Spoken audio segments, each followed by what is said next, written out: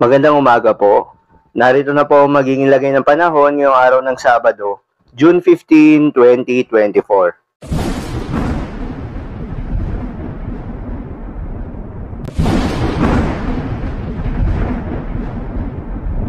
Sa kasalukuyan at ayon sa pag-asa, itong southwest monsoon o hanging habagat ay patuloy na nakakaapekto sa may western section ng Visayas at Mindanao kasama na ang Palawan.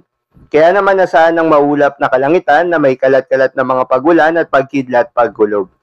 Habang sa nalalabing bahagi pa rin ng ating bansa, asahan pa rin yung mataas na tsansa ng mga localized thunderstorms lalo na sa hapon at sa gabi.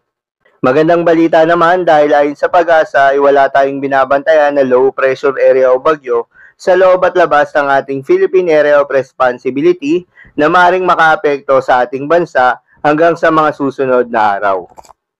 Para naman sa lagay ng panahon ngayong araw ng Sabado dito sa Luzon, asahan sa malaking bahagi ng Luzon kasama ng Metro Manila ang bahagyang maulap hanggang sa maulap na kalangitan lalo na sa umaga hanggang sa tanghali.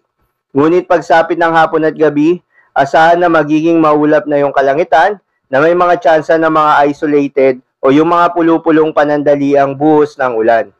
Dala nga ito ng mga localized thunderstorms. Para naman sa Kalayaan Islands at buong bahagi ng Palawan, asahan yung maulap na kalangitan na may kalat-kalat na mga pagulan at pagkidlat pagkulog, dulot naman yan ng southwest monsoon o hanging habagat. Posible ang mga pagbaha o pagguho ng lupa, dahil sa katamtaman hanggang sa kung minsan ay malalakas na pagulan. Para naman sa Visayas area, asahan naman yung generally fair weather condition o maliwalas na panahon lalo na sa umaga hanggang sa tanghali. Pero pagsapit ng hapon at gabi, mataas na yung tsansa ng mga pulupulong mga pagulan o pagkidlat pagkulog. Dulot pa rin yan ng localized thunderstorms.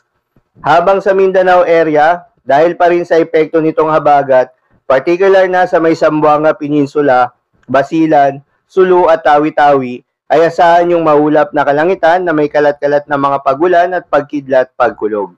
Sa mga lugar po na apektado nitong southwest monsoon o hanging habagat, ay mag-ingat po sa mga banta ng pagbaha o pagguho ng lupa, lalong-lalo na sa mga lugar na inuulan na noong mga nakaraang araw pa. Sa nalalabing bahagi naman ng Mindanao, generally magiging maliwalas pa rin yung panahon lalo na sa umaga hanggang sa tanghali. Ngunit sa hapon at gabi, mataas din yung tsansa ng mga localized thunderstorms.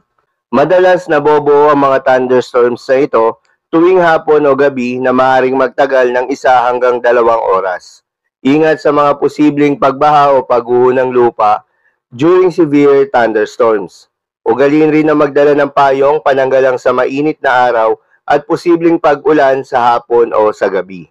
Para naman sa lagay ng mga dagat baybayin, ayon sa pag-asa ay wala namang nakataas na gale warning sa anumang seaboards ng ating bansa. Kaya naman malayang makakapamalaot yung mga kababayan nating mangingisda at yung may mga maliliit na sasakyang pandagat. Asahan ng banayad hanggang sa katamtaman ng mga pag-alon. Ngunit iba yung pag-iingat pa rin lalo na kung meron tayong offshore thunderstorm activity.